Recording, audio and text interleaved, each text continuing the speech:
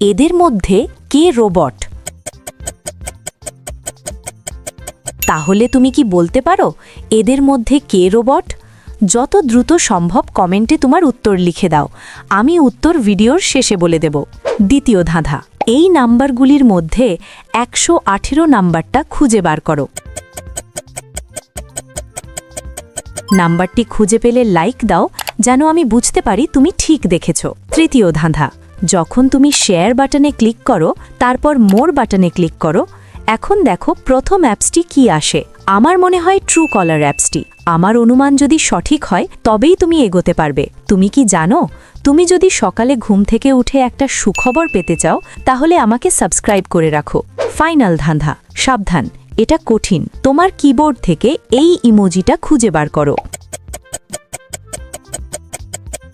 তুমি কি খুঁজে পেয়েছো উত্তর?